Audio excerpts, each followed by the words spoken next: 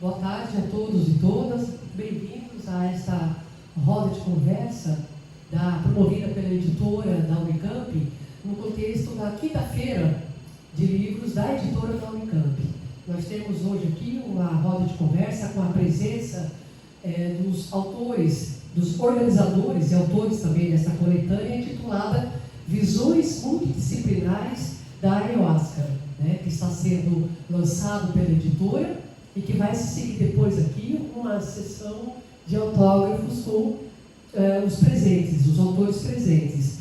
Lucas Oliveira Maia, pesquisador da Federal do Rio Grande do Norte, da Universidade Federal do Rio Grande do Norte, que participará virtualmente. Muito obrigado pela sua presença, Lucas. E a presença do professor da casa, o professor Toffoli, Luiz Fernando Toffoli, e da Camila Dias Luiz Felipe Valência, pesquisadora também daqui da universidade, fez o seu mestrado.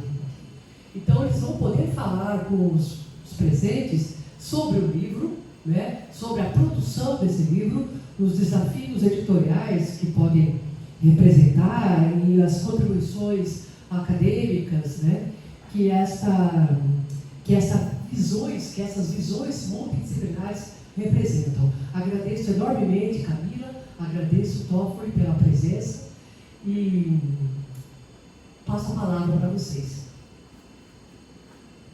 Muito obrigado, professora Virgis. Só que eu não preciso abrir o volume. Sim.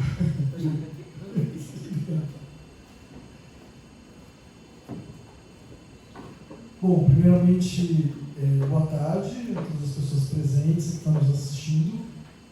Então, como a professora falou, meu nome é Luiz Fernando Toffoli, eu sou professor da Faculdade de Ciências Médicas e sou psiquiatra. Sou professor do Departamento de Psiquiatria. E é um prazer estar aqui, poder falar sobre esse livro para vocês, nesta quinta-feira, que acontece hoje numa quinta-feira também, então temos essa dupla quinta-feira, e eu queria começar trazendo para vocês a nossa dedicatória do livro e os agradecimentos que a gente faz, que eu acho que é importante começar por aqui, tá bem?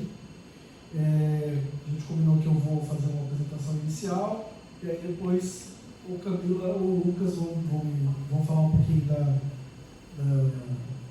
da visão deles, como é que foi o processo de feitura do livro, E eu vou falar um pouquinho da obra para vocês, pelo menos introduzir o tema. Então essa obra é dedicada a todas as pessoas que estudam e aprendem com a Ayahuasca.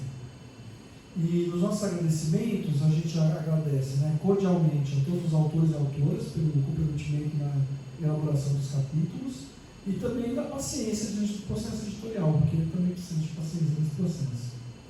E a gente também é importante expressar a nossa gratidão à biomédica Joyce Cruz Jatobá, que fez uma dedicada revisão técnica da obra, ela quase que foi uma quinta organizadora, foram 4 organizadores, o Lucas, a Camila, o Luiz Felipe e eu. E a gente também estende esses agradecimentos a todas as pessoas que estão envolvidas no grupo de pesquisa do qual a gente faz parte, que é o ICARO, que é uma sigla em inglês para Cooperação Interdisciplinar para Pesquisa e Extensão da Ayahuasca e outros psicodélicos também que a gente estuda. E esse processo da gestação desse livro tem uma ligação intrínseca com esse grupo. Foi dentro desse grupo que o livro nasceu. Já vou explicar para vocês como é que isso aconteceu. E sem esse grupo, o livro simplesmente não existiria. Eu vou deixar, ou para a Camila ou para o Lucas, abordarem as partes do livro. O livro é dividido em 3 partes e 13 capítulos. Eu vou falar um pouquinho mais desse contexto do que esse livro pretende, ou o que a gente quer alcançar com essa obra.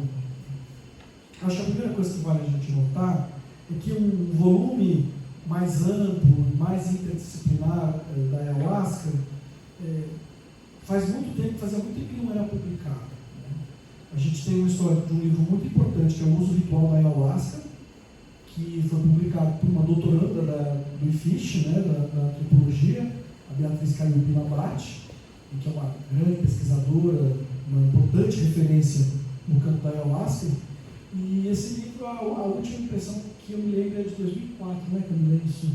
Já era no começo do século, já estão aí 20 anos desde que saiu uma obra que, claro, vários livros sobre a ayahuasca foram publicados vários livros em inglês também. A Beatriz Labate, né, Bia Labate, foi editora em vários desses livros, mas o que a gente sentia falta era de um livro que pudesse introduzir o tema de uma maneira que fosse, digamos assim, holística, né, trazendo vários focos desse campo, e que pudesse ser aplicado em vários cursos de diversas áreas também, né, especialmente cursos de pós-graduação. A ayahuasca, ela em si, ela já engendra dentro do seu bojo uma complexidade, né? Seja pelos diversos nomes pelos quais ela é referida, principalmente diversos nomes das nações indígenas, e aí vale lembrar, né, acredito que quem esteja assistindo e quem está presente tem uma certa ideia do que seja ayahuasca, mas sempre é bom definir, né? A ayahuasca é uma bebida de origem ameríndia, da América do Sul, que é feita com 2 plantas de origem amazônica. Existem outras composições que envolvem outras plantas, mas vamos dizer aqui que eu estou falando, vamos chamar aqui de uma ayahuasca clássica, por assim dizer. Então ela é composta por um cipó, cujo nome científico é Banisteriopsis caapi, e que é conhecido mais, né, como cipó da ayahuasca, internacionalmente, cipó de ayahuasca, mas tem vários nomes no Brasil conforme a tradição. Então, desde ayahuasca, jagube, capi, mariri e por aí vai. E uma outra planta que é um arbusto que chama Psychotria viridis, que é conhecida como rainha, chacrona, entre outros nomes. E aí já temos a composição, já tem uma complexidade que é a composição de 2 plantas. Já temos a visão das diversas nações indígenas que têm perspectivas de uso que são diferentes entre si. A gente ainda tem os diversos grupos religiosos ayahuasqueiros, os grupos tradicionais, os primeiros grupos, por assim dizer, que são do começo até a metade do século XX, né? O Baile, por exemplo, está para completar em breve 100 anos de idade, né? Então a gente tem também diversos grupos religiosos com concepções religiosas diferentes do que é ayahuasca, com nomes diferentes e com aplicações diferentes. E também o novo consumo chamado da ayahuasca neoxamânica, que incorpora, né, visões ecumênicas de diversos grupos, inclusive grupos indígenas, e inclusive grupos indígenas da América do Norte, né, fazendo uma espécie de mishmash. E também nos diversos usos de ayahuasca, também tem religião indiana, grupo Rastafari, tem budista bebendo ayahuasca. Então, a ayahuasca no Brasil, ela partiu desse universo indígena, de onde ela se origina, e dentro da cultura branca atingiu diversas complexificações também. E aí tem diversos nomes, diversas formas de entender, diversas formas de explicar o que a ayahuasca faz, diversas utilidades, né? Porque dentro do contexto brasileiro, o que é uma das coisas que facilita que o Brasil seja um dos grandes grupos de pesquisa da ayahuasca, é o fato de que a ayahuasca ela é regulamentada para uso ritual e uso científico. Ela não é autorizada para uso terapêutico no sentido, né, de uma aplicação médica, ocidental, como uma terapia. Embora cada pessoa que faça uso, né, existem pessoas que entendem que o seu uso é terapêutico para si, faz bem a si mesmo. Eu teria também essa vertente, mas não oficialmente como uma prescrição de tratamento. Além disso, é importante dizer, a ayahuasca não é só utilizada no Brasil, né? Então é uma bebida pan-amazônica, né? É importante essa questão de frisar a origem amazônica, porque também tem vertentes aí que são relacionadas à preservação dessas espécies pelas quais essas plantas são geradas, mas a ayahuasca também é bebida no Peru, no Equador, na Colômbia, né, em alguns lugares da Bolívia. Então tem também uma riqueza cultural transnacional, né, dessa, como muitos chamam, dessa medicina da América do Sul. Tá certo? Então, do ponto, como fazer uma obra acadêmica sobre a ayahuasca. Então, aí, primeiro a gente precisa entender algumas das nossas limitações enquanto grupo, né? É um grupo onde se pode esperar diversas das pessoas que participam dele já tiverem suas experiências pessoais com a ayahuasca, né? Eu posso falar por mim, né? Eu bebi durante muito tempo a ayahuasca num desses grupos brasileiros de ayahuasca. E, de vez em quando, ainda também tomo, bebo. O próprio verbo muda conforme qual é o grupo. Alguns grupos falam tomar, outros falam beber, outros falam consagrar. Então, esse léxico da ayahuasca ele é muito rico conforme o contexto, né? Então, uns vão chamar de chá, outros vão chamar de medicina, né? Os nomes são diferentes também, né? E isso contribui para essa riqueza.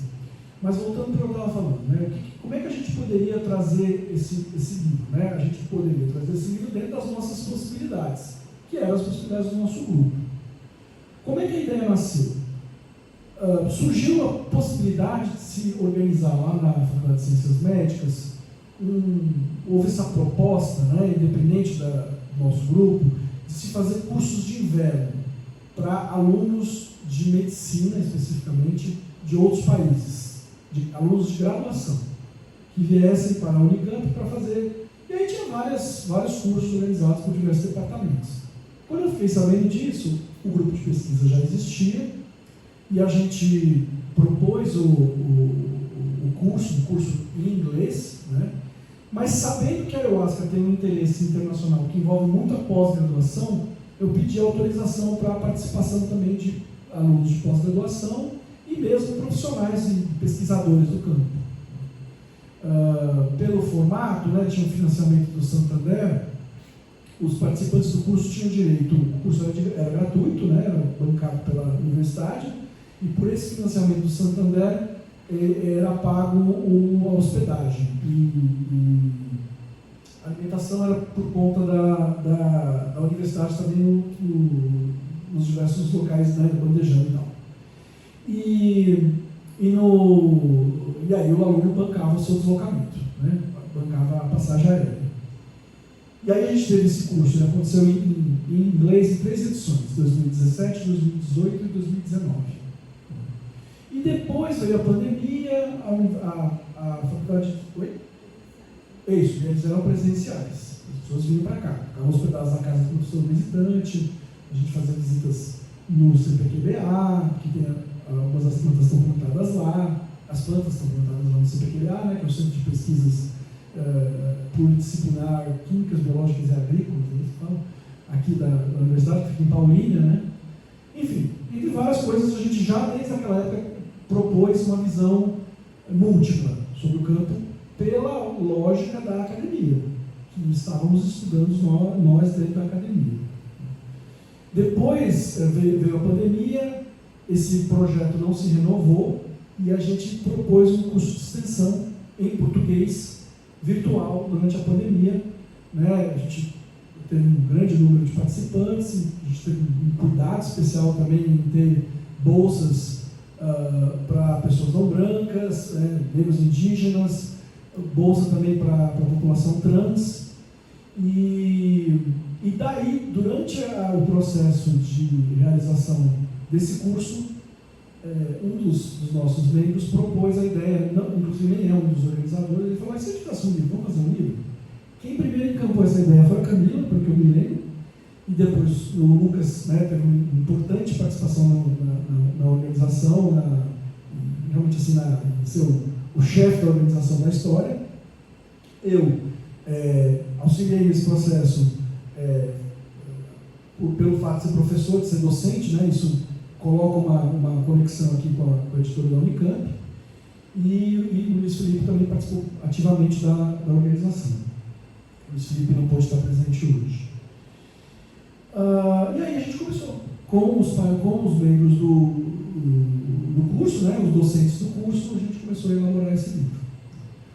O livro, ele necessariamente é um livro incompleto. É impossível falar da ayahuasca cobrindo todos os seus campos. Então, a gente cobriu os pontos que a gente conseguia cobrir. Isso é uma coisa importante. A gente não tem a pretensão de dizer que um livro dessa espessura aqui esgota o que a ayahuasca tem a dizer. Até porque tem muita coisa que a ayahuasca tem a dizer que não cabe em livro. Então, a gente fez com o que estava à disposição dos nossos próprios conhecimentos. Com isso, a gente tem uma coisa que eu acho que é importante a gente frisar e que a gente gostaria muito que esse livro tivesse novas reimpressões, para a gente corrigir essa questão, é que a gente não tem nenhum autor ou autora indígena. Isso é uma falha do livro, evidentemente. A gente já admite isso, mas a gente achou que era importante fazer o que a gente podia fazer. E queremos, numa próxima edição, a gente ter pelo menos mais 1 ou 2 capítulos, né, no mínimo, com autores, né, de nações indígenas, até porque as perspectivas são diferentes. Não dá para a gente dizer assim, como se fosse uma única perspectiva. Cada nação tem a sua visão da ayahuasca. Então, eu acho que é importante frisar isso. Né? Ainda assim, tem um monte de outras coisas também que faltariam ser cobertas. E hoje em dia, quando a gente manifesta alguma obra, né, apresenta alguma obra nas redes sociais, se uma pessoa tem um tema que lhe é muito caro e é ligado ao ayahuasca, a tendência da pessoa é falar, puxa, mas não tem um capítulo sobre tal coisa. Realmente, várias coisas, né, vários elementos já foram apontados para a gente.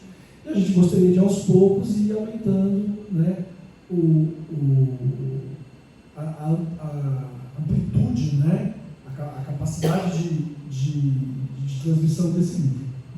Então, é reconhecendo, né, que assim, eu acho que é importante admitir que é um trabalho, né, que, ao mesmo tempo que ele tem muito potencial para ser aplicado, ser estudado, a gente tem a humildade de reconhecer que ele precisa ser melhorado, né, mas mesmo assim a gente está muito feliz por ter produzido, a gente é muito grato à editora da Unicamp por ter encampado essa ideia, né, Campinas, de certa forma, e a Unicamp tem uma ligação com o campo da ayahuasca, seja por conta dessa passagem que a Beatriz Abate teve por aqui, e os eventos que ela realizou, né, o livro dela é um pouco um desdobramento de um evento que ela realizou aqui, em Campinas.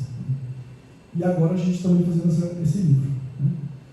Então, basicamente, é o que eu teria a dizer para vocês para apresentar o livro, né? Manifestando mais uma vez a minha gratidão e a satisfação de estar aqui. Muito obrigado.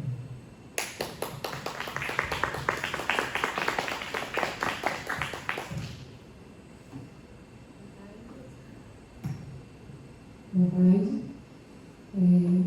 Vou pedir licença para pegar a palavra aqui. Meu nome é Camila Dias. Fui aluna aqui do mestrado nas ciências farmacêuticas. Me formei em 2021. E ouvi o professor falando aqui, me lembrei, há pouco mais de 10 anos, eu estava aqui no IEL, nós estávamos te ouvindo. E foi a primeira vez que eu ouvi o professor Toffoli falando sobre ayahuasca no contexto acadêmico. O evento não era sobre ayahuasca, era sobre cannabis medicinal, né? Mas foi muito interessante voltar para aquele momento aqui do seu lado agora, professor. Eu sou muito grata por isso. Nós tivemos uma jornada bem especial aqui, desde o meu início, né, junto com o Ricardo, né, como que minha trajetória pessoal, né, dentro desse grupo de pesquisa, que foi como uma entusiasta, né, conheci tudo junto ao mesmo tempo, as plantas, a pesquisa, né, os universos. E hoje estamos aqui, né, trazendo esse livro que, na verdade, ele é um fruto de muitos trabalhos juntos, né? Então, somos um grande grupo aqui, trazendo, como o professor disse, né, com bastante humildade também, né? Mas aquilo que nos coube nesse momento, nos 2 últimos anos, especialmente, né? Então, a ideia nasceu em 2021, 2022 foi o ano de maior trabalho, ensinando os capítulos, então a gente tem também essa percepção sobre esse tempo, né, das revisões bibliográficas. Aqui, esse livro, a gente entende que tem uma pauta bem centrada nas revisões bibliográficas, do estado da arte, de cada linha de pesquisa dentro, né, do que se propõe em cada capítulo, né, então nós vamos falar na primeira parte sobre ayahuasca, natureza e humanidades, depois, segunda parte, ayahuasca e saúde mental, e a terceira parte, ayahuasca e pesquisas experimentais. Então, esses capítulos, eles claro que trazem muito das nossas perspectivas pessoais, trazem os nossos pontos de vista de uma forma, no sentido como a gente costura, né, esse entendimento, né, desses trabalhos que já foram feitos, mas, acima de tudo, também é uma junção, né, do que se tem de evidência. Né? Então, por isso que também entendemos que ainda existem muitas oportunidades a serem abraçadas aqui, né, nas próximas edições, né, futuramente. Por quê? Porque é um campo que está em expansão, é um campo que necessita, na verdade, muitas vozes e muitos olhares. Né? Nós estamos vendo diferentes movimentos ayahuasqueiros, como se diz, né, de pessoas que estão profundamente envolvidas com o entendimento de como a ayahuasca é tratada nos centros urbanos, como que se lida com isso, a questão de apropriação e tudo mais. Esses movimentos, eles também são bem-vindos no meio acadêmico, no sentido de fortalecer essa construção, né? A construção de um conhecimento que seja universal também, que seja universalizado. Então, reforço aqui junto com o professor esse convite para as próximas edições e futuras pesquisadores e pesquisadoras. Queria aproveitar aqui esse momento para contar um pouco também sobre o meu trabalho aqui no primeiro capítulo, já que também fui autora aqui nesse livro. Né? Então, eu, junto com o professor Ricardo Montes, professor federal no Maranhão, nós escrevemos então esse capítulo trazendo a introdução sobre os aspectos botânicos e ecológicos da ayahuasca. Né? A ideia aqui, nesse primeiro momento, era trazer então uma apresentação das plantas. Para quem nunca viu uma planta, nunca viu as plantas que compõem a bebida, né? Trazer uma introdução inicial, trazer um primeiro contato, ainda que no papel, mas com uma descrição botânica, trazendo detalhes. Temos algumas fotos aqui muito, muito bonitas, uma inclusive de autoria do professor Toffoli, uma de minha autoria, e outra do professor Ricardo, de um cipó muito antigo lá no Pará, que ele mandou foto para nós. E nós discutimos também aqui nesse contexto desse capítulo uma questão que é delicada, né? É ainda muito falada, mas pouco estudada, né? A gente tem pouca evidência sobre a questão da sustentabilidade do uso dessas plantas. Então, no Brasil, né, assim, se é difícil falar do Brasil, quiçá, né, do resto do mundo, mas dizer como que é assim, delicado, né, o momento em que existe uma demanda crescente do uso dessa bebida em contextos urbanos, então as pessoas se interessando cada vez mais, querendo pagar por essa bebida, né, pagando para beber, né, para consagrar, para tomar, beber, enfim, para usar esse chá. E as plantas, elas estão vindo de algum lugar, porque esse chá está sendo, idealmente, né, sendo preparado a partir dessas duas plantas, né, que é a folha, a Psychotria viridis, que é um arbusto, é uma folha que é relativamente fácil o cultivo, e o cipó, que também é um cipó já de cultivo mais delicado, que demanda tempo, e é um cipó que tem sido assim, extensivamente predado, né, nos contextos nativos amazônicos. Então, a gente tem os relatos, a gente tem algumas denúncias, mas a gente ainda não tem um lastro, né, de evidências trazendo assim, a gravidade desse cenário nesse momento. Né? Então, essa é uma questão assim, que a gente já traz logo no primeiro capítulo, né, para reflexão. Né? Então, assim, claro que a ayahuasca não é para todos, e a questão não é nem essa, né, mas também trazer um pouco a reflexão dessa consciência, né, de onde vem esse chá. Né? Por outro lado, alguns centros já, na verdade alguns não, muitos, né, centros religiosos especificamente, né, que já tem uma organização interna mais estruturada, já se comprometem com mais força, né, para ter essa sustentabilidade, então para plantar, né, não só as plantas, mas fazer um trabalho de regeneração, né, de mata, para trazer um contexto favorável para o cultivo dessas plantas e conseguirem ter autonomia na produção, né, da sua ayahuasca e conseguirem manter essa sustentabilidade, mesmo que seja no micro, né, numa dimensão menor, né, um microsistema. Né. E com isso, então, a gente tem aqui esse resumo, né, essa revisão no primeiro capítulo, e que está dentro dessa primeira parte, né, onde a professora Sandra Goulart, também no segundo capítulo, ela foi convidada, né, a trazer as questões sobre as religiões ayahuasqueiras brasileiras.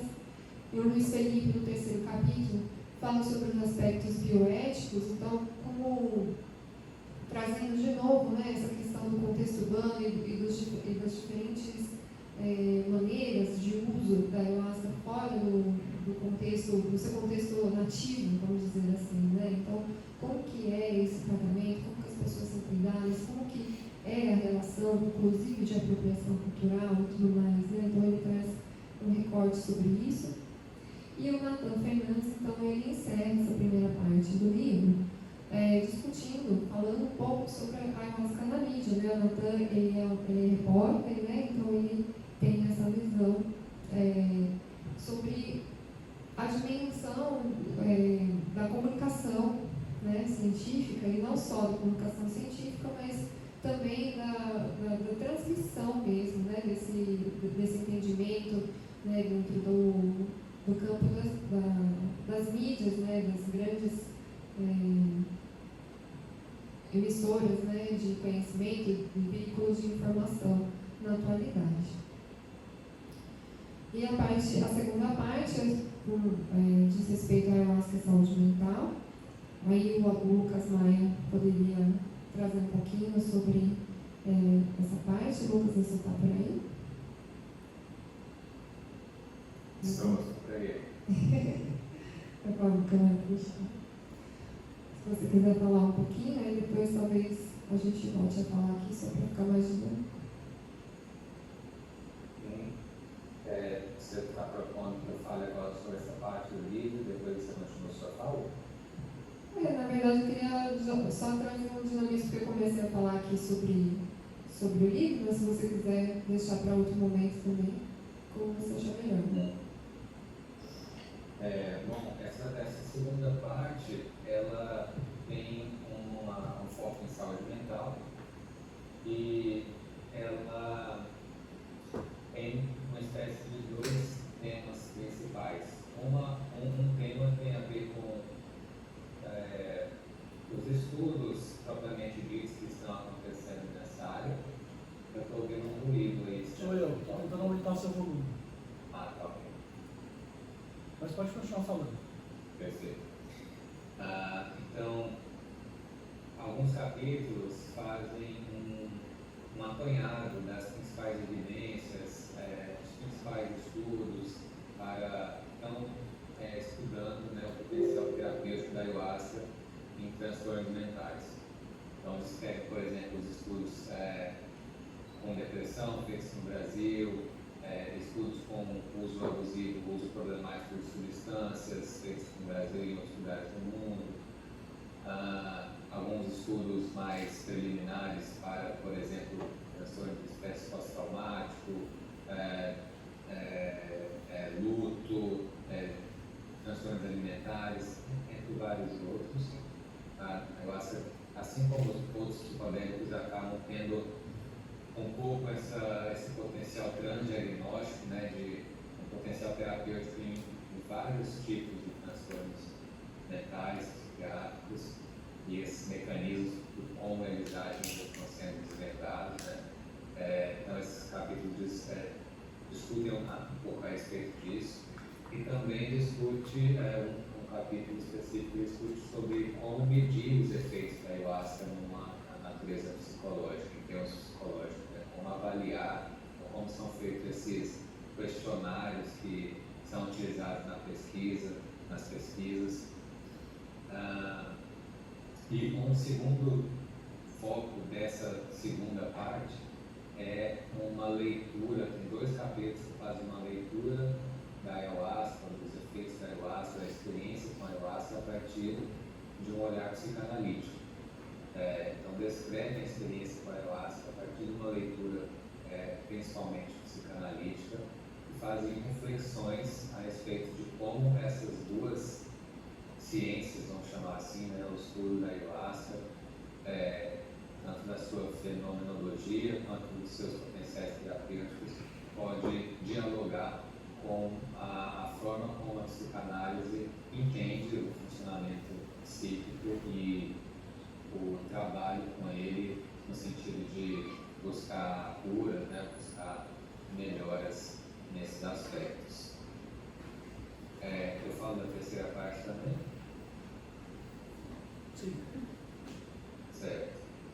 Aí já na terceira parte é interessante observar, eu ia trazer isso na minha fala quando eu estou apresentando, como o livro tem um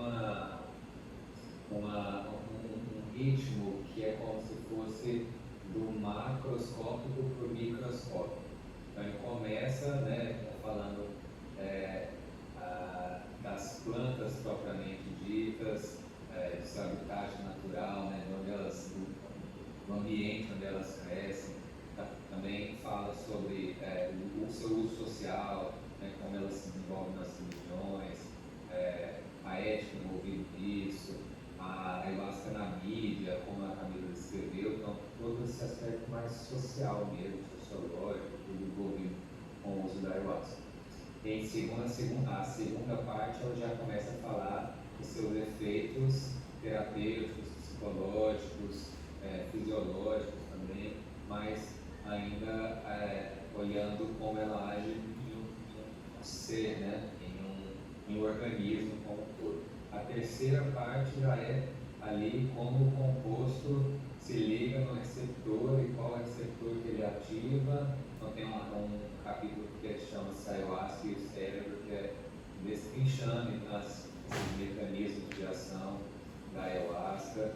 Tem um capítulo sobre a metabolômica da Ayahuasca, que seria entender como que a Ayahuasca altera e dialoga e interage com todo o metabolismo, aspectos bioquímicos, então muito mais no aspecto micro, né? Então o livro tem essa cadência de um macro para o micro e a gente acha que elas elas vão se complementando entre si. Acho que é isso.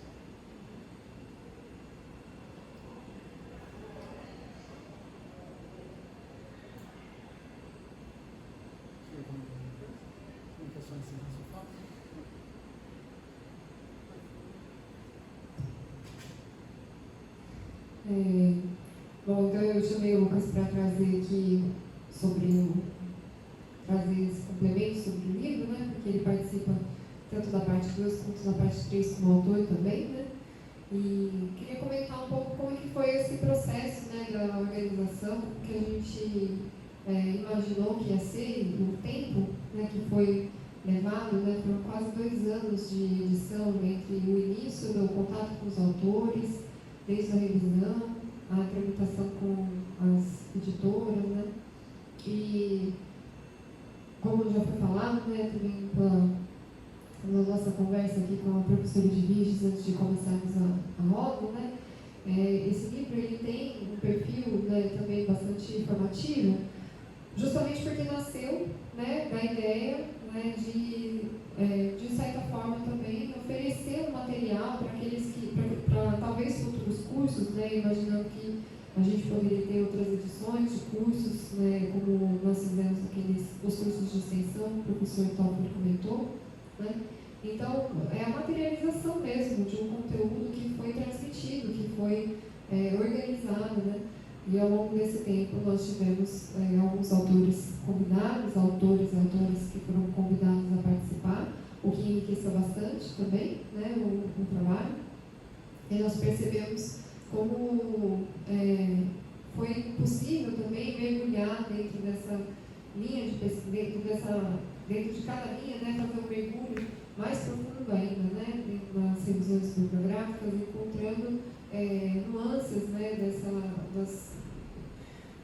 das pesquisas que estavam permanentes, das perguntas que estavam sendo feitas e que ainda não foram respondidas, das perguntas que poderiam ser respondidas, né. Então, esse livro também responde algumas perguntas que nasceram nesses cursos, né, na edição desses cursos, pessoas que vieram de fora do Brasil, que vieram junto conosco ouvir, conhecer, né, entender, falar sobre a ayahuasca, né. Então, foi uma experiência muito rica para nós, assim, demandou um trabalho em equipe, né, muito engrandecedor, ao meu ver, né? E no final também uma alegria muito grande também podermos viver essa publicação dentro da nossa casa, né? Então a editora da Unicamp abraçando essa publicação com esse tempo de dedicação que nós entregamos, né? Então é isso, acho que eu vou encerrar minha fala aqui, vou passar oficialmente para o Lucas, quiser comentar mais alguma coisa, e aí nós podemos abrir para as perguntas, né? Muito grata.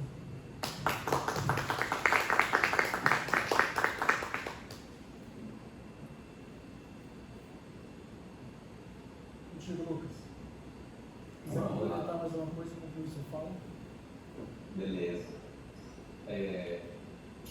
Obrigado, Tó, Camila, por tudo que vocês já falaram, que acho que já falou o principal, né? Obrigado à editora da Unicamp pelo convite, ao Unicamp, professor Elvis, pelo convite. Bom, algumas coisas que eu não sei que poderia acrescentar ainda. Bom, eu acho que uma coisa importante é que, desde o início, a gente buscou tornar o livro o mais acessível possível. Entendendo que essa linguagem técnica, acadêmica, muitas vezes é pouco acessível, né? Acaba que poderia ser um livro eminentemente acadêmico e eu estou ouvindo um eco, desculpa. Não sei se tem como fechar. Eu vou fechar o microfone aqui e aí quando você estiver terminando eu ligo de novo, porque senão você não vai ouvir a gente, tá? Isso, perfeito, agradeço. Então, a gente não queria que fosse um livro somente acadêmico, queria que também fosse um livro para pessoas interessadas no tema e que não vão utilizar ele em um contexto acadêmico, eles querem aprender sobre o assunto.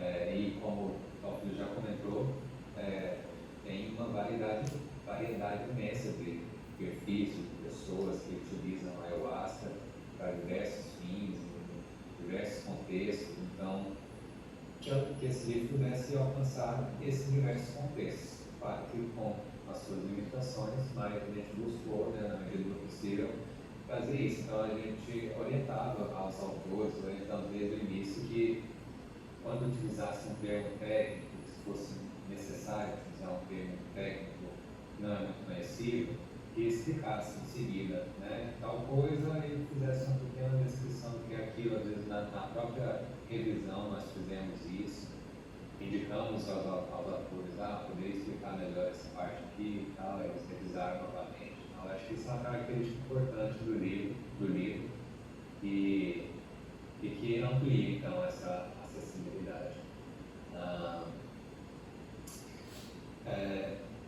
Tanto isso quanto essa divisão das partes, como eu mencionei anteriormente, né, de vindo do micro, do macro para o micro, percebam que poderia ser o contrário, né, ir do micro para o macro. E o micro, quando a gente fala de tetrahidroargina, que ativa receptor 5-HT2A, isso é a parte mais acadêmica, hard science do livro.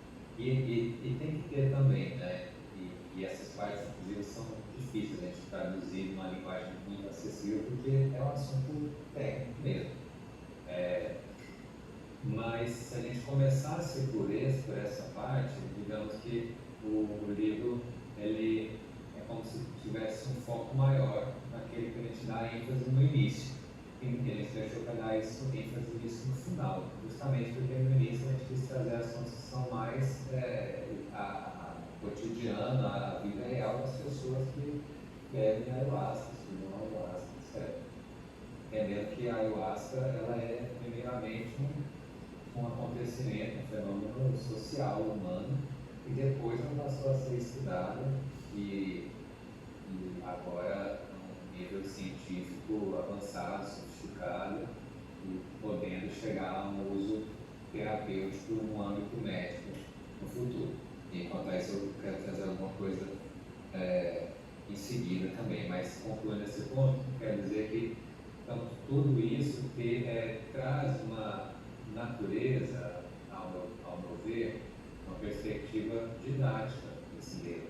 Ele tem uma intenção de ser um livro de uma natureza didática, de pessoa que...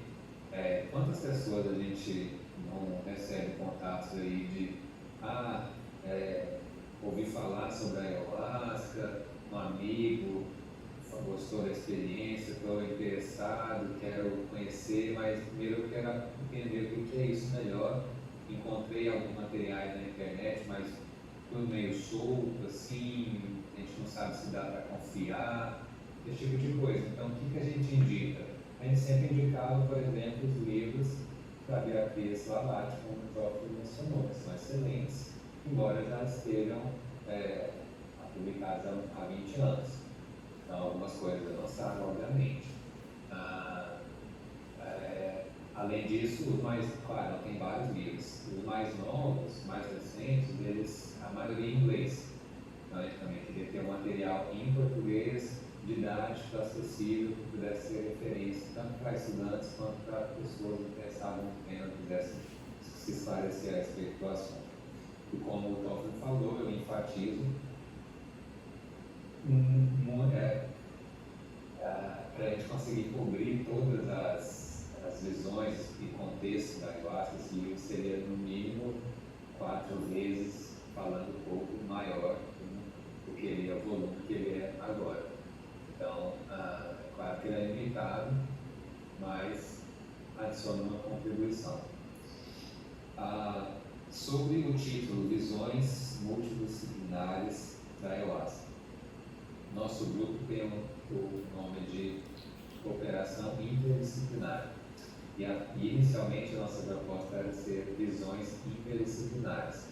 Porque, no fundo, a gente acredita que a ayahuasca, esse fenômeno do uso de uma bebida psicoativa que se torna uma religião, ou mais de uma religião, ao mesmo tempo que é utilizado num contexto que não é religioso, mas é espiritual, e aí passa a ser usado no contexto científico, e tantas visões que dialogam e interagem, e a gente pega química, sociologia, são muitas disciplinas, e no fundo a gente acredita mesmo que esse diálogo, ele tem uma natureza interdisciplinar, no sentido de que não são várias vozes que falam separadamente.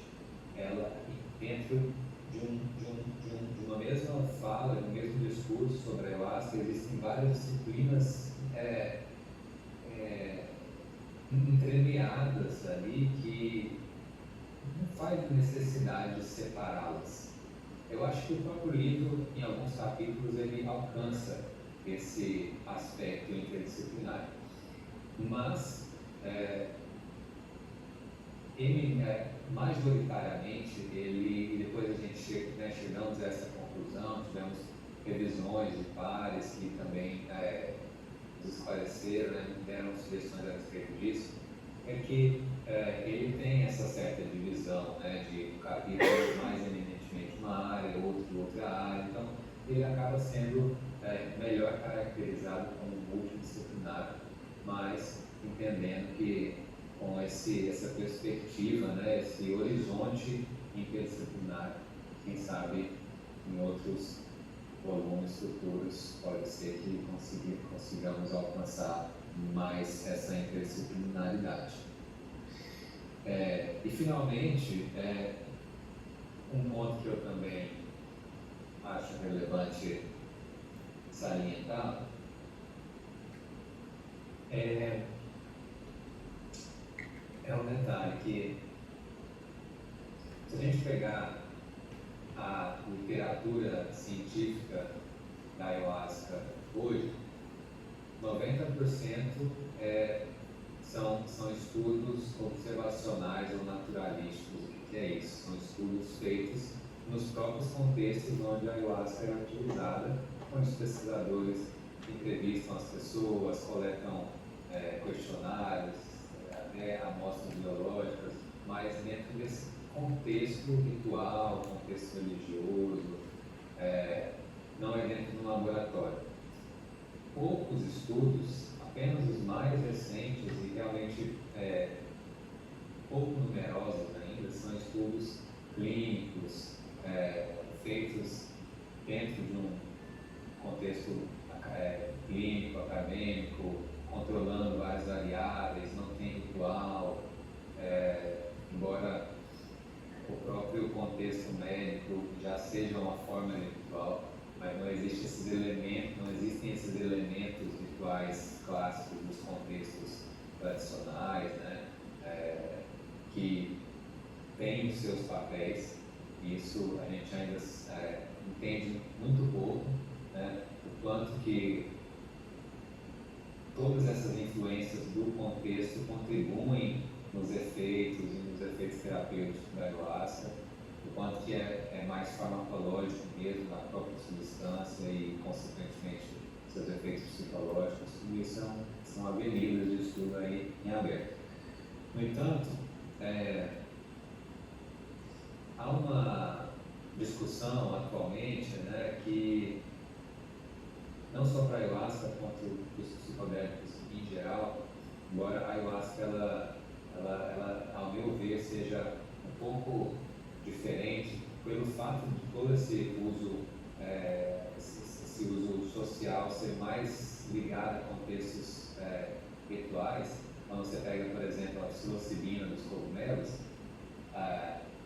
historicamente existe e ainda existe um uso ritual, mas é muito restrito em uma área do planeta, e enquanto que esse uso, os estudos feitos dentro de centros médicos são muito mais numerosos, e ela já é hoje, por exemplo, uma cápsula, uma molécula isolada. Quando a gente fala da ayahuasca, ainda há muitas coisas nebulosas a respeito disso que ficou conhecido como medicalização da ayahuasca. Por que eu estou trazendo isso? Porque muitas vezes esses poucos estudos clínicos feitos no laboratório são usados para justificar como se a ayahuasca, ela, já colocando essa roupagem na ayahuasca como um medicamento que vai ser usado na clínica, e esquecendo que a maior parte do uso, e inclusive dos estudos que verificaram também potenciais terapêuticos, são feitos dentro dos contextos ritualísticos. Então, os contextos também merecem ser estudados, entendidos enquanto veículos terapêuticos também, sem falar em tudo que envolve a problemática ligada a transformar uma substância de uso ancestral e tradicional ligado a certas comunidades, enfim, em um medicamento, né, que desvincula esse contexto tradicional, né. Todas as problemáticas são enormes e tem muita discussão sobre isso, muitas incertezas, e eu digo que estamos longe ainda de um consenso a respeito disso. Muito diálogo precisa ser feito ainda para a gente poder visualizar como a ayahuasca poderia chegar na clínica efetivamente. Eu sei que parece um banho de água fria, muitas vezes pensar dessa forma, no entanto a gente tem que enxergar a realidade como ela é. Não dá para a gente simplesmente pegar a ayahuasca tem proteção antidepressiva. Por que a gente não faz na clínica? Eu acho que é algo importante de se vislumbrar, de se estudar, de visualizar a possibilidade disso acontecer. Não sou contra isso, no entanto, isso tem que ser feito da forma correta. E para ser feito da forma correta, tem inúmeros fatores e instâncias e comunidades e direitos, enfim, uma série de discussões interdisciplinares envolvendo diferentes perspectivas para que isso possa ser feito de uma maneira correta e que isso não se torne um tiro no pé, como já aconteceu para várias substâncias psicoativas, se a gente for olhar a forma como elas foram descaracterizadas, os seus contextos originais e até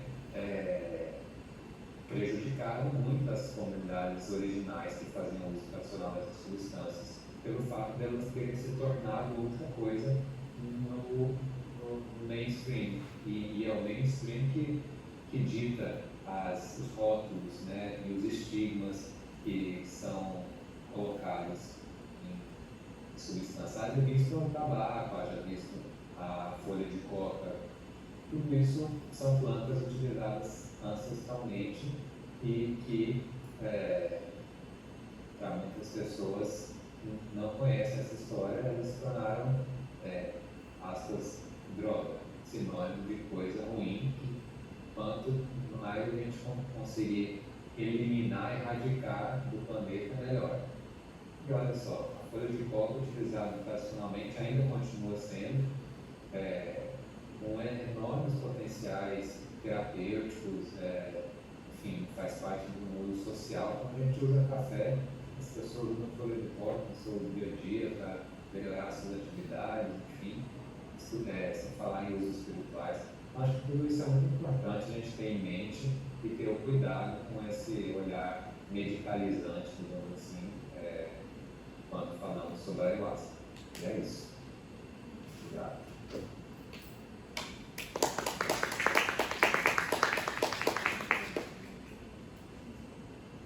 Grato, Lucas, por essas importantes palavras, fechando aqui, inclusive, essa nossa conversa, essa nossa roda de conversa. Eu vou só acrescentar uma última coisa antes de encerrar, que eu acho que é importante só para vocês entenderem um pouquinho a natureza do trabalho e da participação de todo mundo. Eu vou enunciar para vocês as áreas de estudo de todo mundo que está nesse livro, só para vocês entenderem onde é que vem essa multidisciplinariedade, né? Então a gente tem, primeiro a gente tem muitos biólogos e muitos psicólogos no texto, né? Mas é muito interessante porque são biólogos de diversos enfoques e psicólogos de diversos enfoques também. Então a gente tem desde a Camila, que é uma bióloga focada na parte de botânica e preservação, né, e conservação, o Ricardo também ligado especialmente nessa área de conservação, também biólogo. A gente tem um biólogo especialista em bioética, o Lucas é biólogo. Aliás, eu sou o único não biólogo dos organizadores. Sou eu e 3 biólogos. Né? Uma bióloga mais ligada na parte botânica e de conservação, um biólogo ligado, no caso do Lucas, um neurocientista que também aprendeu a fazer estudos qualitativos, e um biólogo que estuda bioética, que é o Luiz Felipe. E dos psicólogos também a gente tem desde os psicanalistas até os psicólogos mais neurocientistas, mais focados na parte hard, na parte quantitativa, que não é uma coisa muito comum, mas no grupo a gente tem alguns, pelo menos 3 aqui. Tem a Sandra, que é antropóloga, o Natan é jornalista, além da minha pessoa como psiquiatra, mas eu fiz só a apresentação, tem um capítulo do Fábio Carizato, que é psiquiatra também. Então, o Dimitri é um desses psicólogos mais quantitativista, né? O Alexandre Pontual também, aí tem o Daniel Casarra e o Rodolfo Oliveira, que são psicanalistas, Tem a Sueli, que também é bióloga e trabalha mais na parte de estudos experimentais com animais. Tem a Natália, que é biomédica, Vanessa também é bióloga, a Isabela é psicóloga, mais ligada nessa área neurocientífica, e tem 2 químicos, o Emerson e a Alessandra. A Alessandra também é professora aqui do Unicamp. Então, só para vocês terem a ideia da constelação e das constelações aqui, como a gente quer ampliar ainda mais, tá bom? Então, nós somos gratos, né? Acho que posso falar aí do Lucas e da Camila. Nós somos gratos aqui pela oportunidade e pela presença de vocês. Quem quiser também que a gente assine os volumes, nós estamos à disposição também. Muito grato, muito obrigado. Abrir para perguntas, né? Se alguém tiver alguma pergunta, né? Isso, professor. Se alguém quer falar alguma coisa, trazer algum pensamento, fazer uma pergunta. Eu queria. Por favor.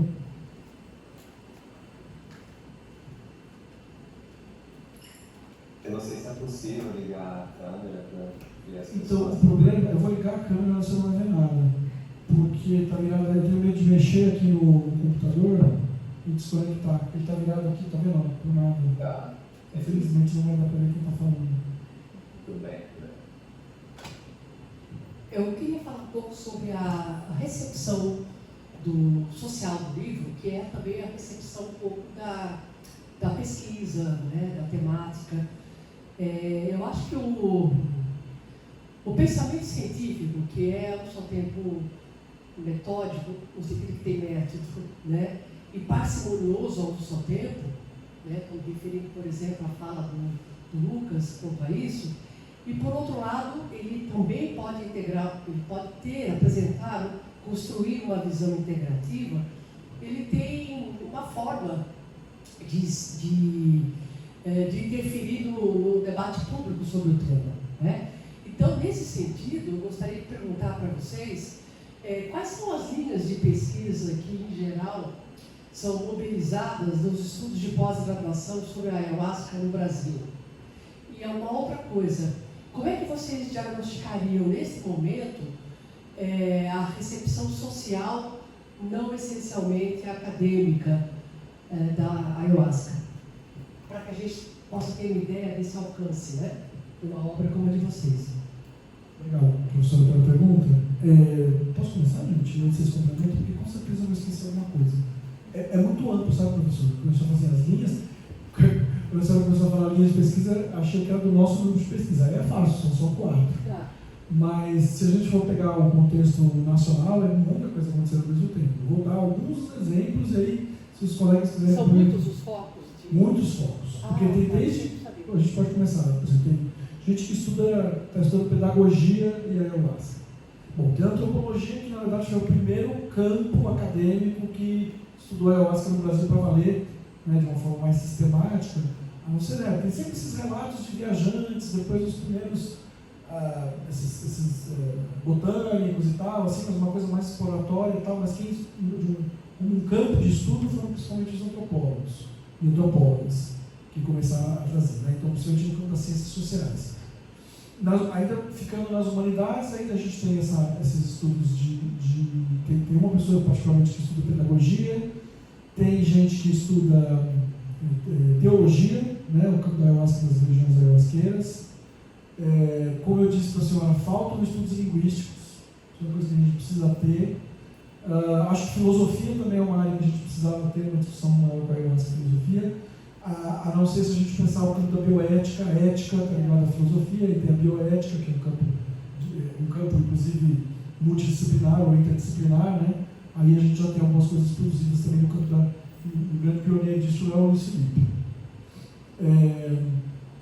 A gente no campo biomédico, aí tem desde diversos estudos, né, preliminares, estudos clínicos preliminares, gente que faz estudos observacionais sobre os potenciais terapêuticos, né, da ayahuasca, tem gente estudando na química, tem esses estudos mais inclusive bioquímicos, né, como é que a ayahuasca funciona, estudos em animais, estudos in vitro, né, que a gente chama na bancada do laboratório, então com cultura de células ou com o que se chama de organoides, né, que são os popularmente conhecidos como minicérebros.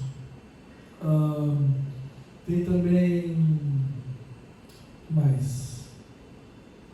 Tem a parte botânica, evidentemente, né? A parte também de conservação, né? Nesse contexto aí de como é que também é incipiente. A Camila é uma das pioneiras desse campo, embora tenha outras pessoas também pesquisando. O que mais, gente? Me ajudem aqui. Ou em andamento ou o que já teve. Tinha mais uma coisa que me passou pela cabeça que eu não estava falando agora, eu esqueci. Eu não sei que tem mais uma coisa. Bom, enfim, é um campo bem amplo. E a recepção do campo não acadêmico para esse livro, até onde a gente consegue perceber, nós ainda vamos ter os lançamentos oficiais aqui em Campinas e em São Paulo, né? Mas até onde a gente tem percebido é que muita gente está interessada, né? Gente que faz uso da ayahuasca, gente que quer conhecer melhor a ayahuasca.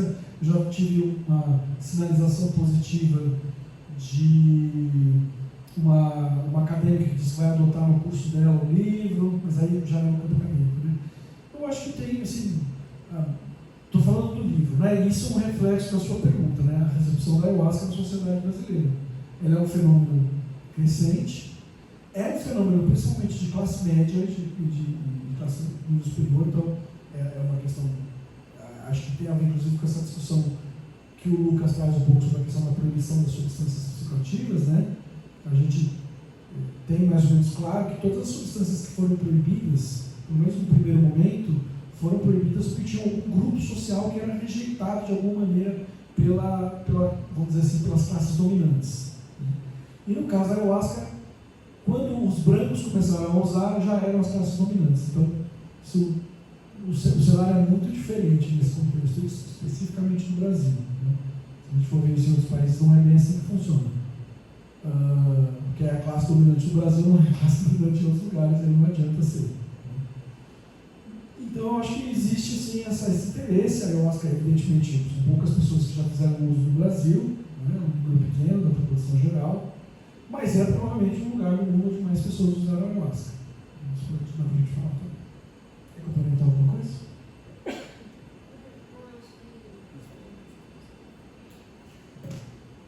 Na verdade, acho que não é um complemento, mas me ocorreu aqui também dos estudos etnobotânicos, né, professor? Né? Dentro do campo da botânica e da conservação, né, assim, inclusive alguns acadêmicos de origem indígena, né, que estão trazendo, no contexto acadêmico, não especificamente estudos específicos da ayahuasca, mas trazendo os elementos da sua cultura, trazendo os embasamentos dessa área do conhecimento que a biologia, né, que então faz essa costura dos costumes, dos hábitos e dos diversos usos, não só da ayahuasca, mas de diferentes plantas, né. Então, isso é um campo que também está em expansão, né, que está fomentando também, né. Muito bem lembrado, muito bem lembrado. A gente, inclusive, teve um circuito de palestras na época da pandemia. E é que é diferente, né? É um estudo da cosmogonia do qual a ayahuasca faz parte. Mas com certeza isso é muito importante ter mencionado também.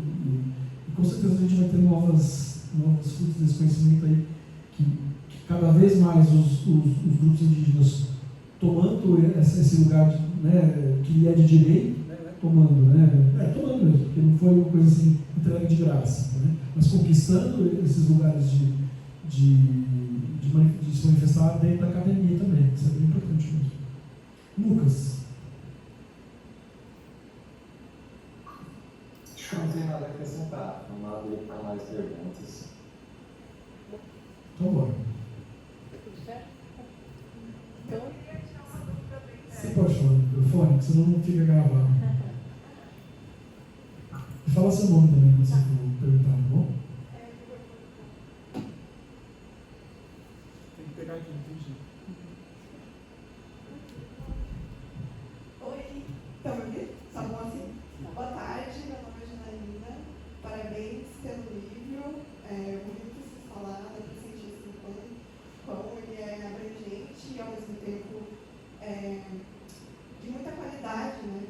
Então, parabéns pelo livro, muito legal. E assim, falando mais do contexto acadêmico mesmo, é só uma curiosidade de entender se o Brasil seria o país que mais produz pesquisa, se ele é realmente essa vanguarda, assim, né, digamos, do estudo da ayahuasca.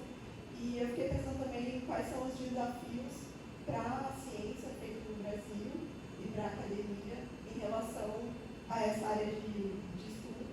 E aí, com a fala do Lucas também, eu pensei que, nesse sentido de contribuição da ciência, no caso, a ayahuasca ela entra para ampliar, né, a ciência, para trazer toda essa ideia da interdisciplinaridade, enfim. Me parece que, ao contrário de fazer a ayahuasca caber na clínica, é levar a clínica para a ayahuasca, né? Ou seja, ampliar a ciência mesmo a partir disso. Eu fiquei pensando quando vocês achavam discutindo isso, que justamente a ayahuasca não é, quando a gente fala de ayahuasca, não está falando de DMT, não está falando de uma coisa isolada.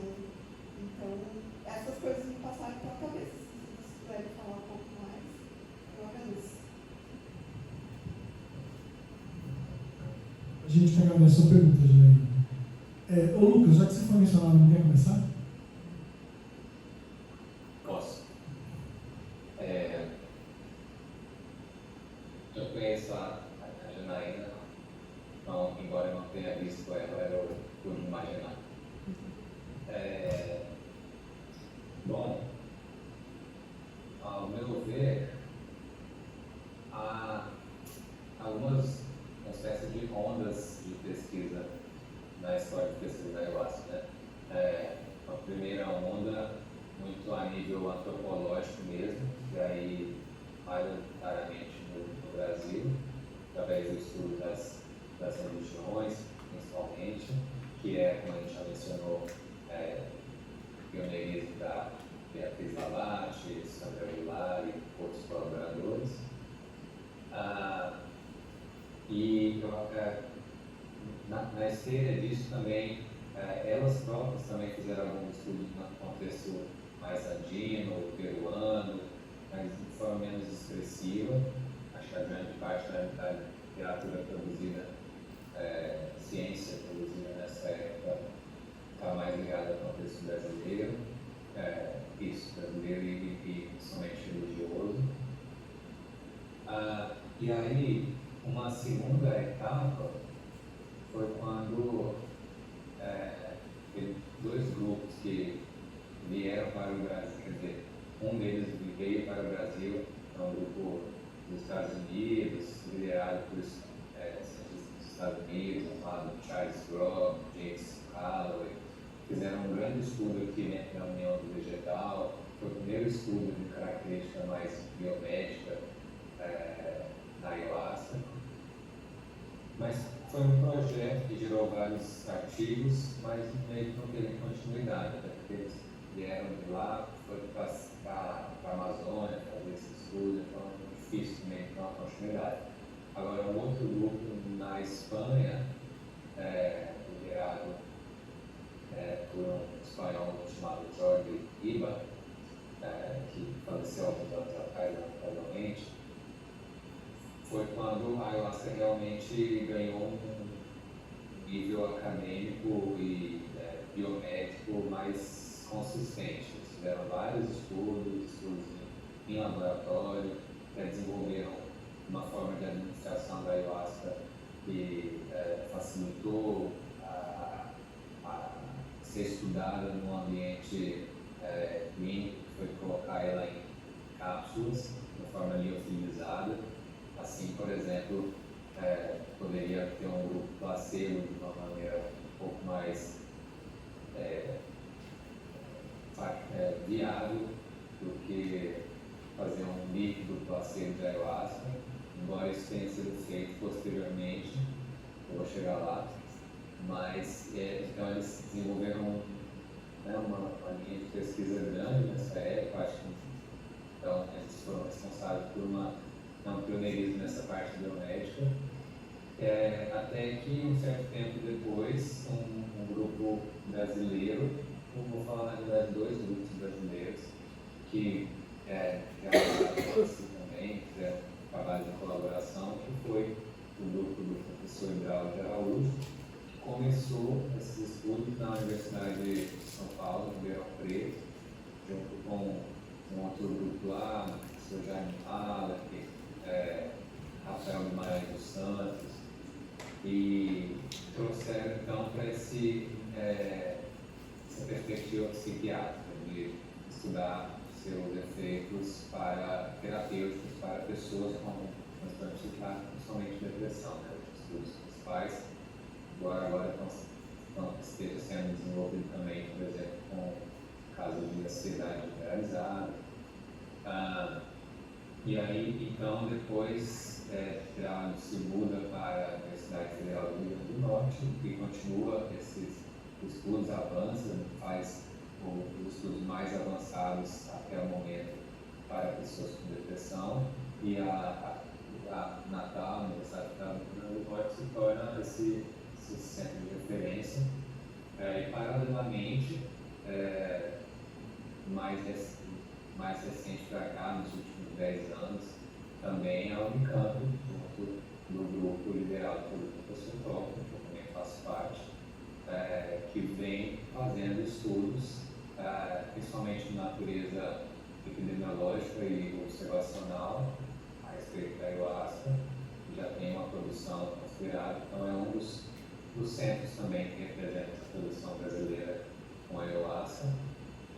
E hoje em dia, eu acredito, no meu ponto de vista, sim, o Brasil continua sendo a principal referência dos estudos com ayahuasca.